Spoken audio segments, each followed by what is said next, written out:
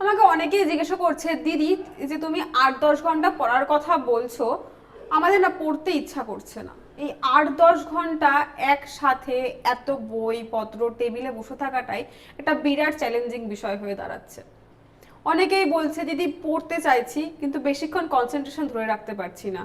দিদি স্টেটে এত এক্সাম আসছে, কিভাবে কোনটার সাথে কোপ আপ করবো কিছুই বুঝতে পারছি না।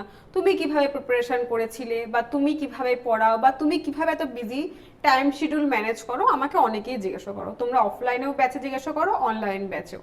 সবার আগে আমি একটা কথা বলি, যেটা সবাই করবে, সেটা হচ্ছে, দেখো, শিডিউল মেনটেন করে যদি তোমরা কাজ করো, তাহলে তোমার কোনো কাজই তোমার কাছে বার্ডেন মনে হচ্ছে না। সেটা পড়াশোনা হোক, বা তোমার হাউস হোল্ডের কাজকর্ম হোক, বা তোমার পার্সোনাল লাইফ বলো, তোমার প্রফেশনাল লাইফ বলো।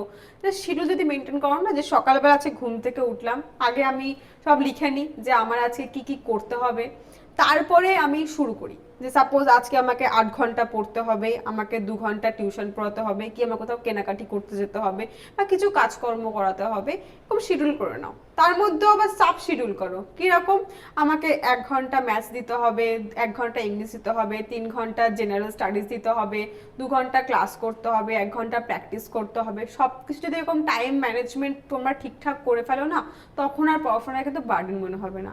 আর তোমরা ডেফিনেটলি বিষয়টাকে এনজয় করবে। একটা করে হবে, কাটতে থাকবে, কিন্তু রাত্রে যখন দেখবে যে সমস্তগুলো কাটা হয়ে গেছে না, তুমি ভেতর থেকে একটা মোটিভেট ফিল করবে। আর এই মোটিভেশনটাকে ধরে রাখো, কারণ এই প্রিপারেশনের যে ফ্রেজটা না, এটা খুব টাফ। মানুষ কখনো মোটিভেট হচ্ছে, কখনো ডিমোটিভেট হচ্ছে, মানে এরকম আপস অ্যান্ড ডাউনস চলছে লাইফে। এটা স্বাভাবিক, এটা সবার ক্ষেত্রেই হয়, কিন্তু মোটিভেশনটাকে কিন্তু ধরে রাখতে হবে। সবসময় নিজেকে সেলফ মোটিভেট করো। নিজেকে মোটিভেট করো এমনভাবে যে যে আমি পারবই, আমাকে পারতেই হবে। আর এরকম যেন কখনো কোনো দিন না হয় যেদিনকে তুমি কোনো তোমার যে শিডিউল সেটা কমপ্লিট না করে ঘুমাতে চলে গেছো, বা এরকম কোনো যেন দিন না হয় যে তুমি 1 ঘন্টাও পড়তে বসোনি। হ্যাঁ, সবার রোজ সমান যায় না, কিন্তু তোমাকে দেখতে হবে যে হয়তো একদিন এরকম হলো, হয়তো শুধু মগ দিয়েই ঘুমিয়ে পড়তে হলো, হতেই পারে এরকম কোনো দিন, কিন্তু সেই দিনের পরটা যেন বাকি 2-3 দিনে তুমি মেকআপ করে নিতে পারো।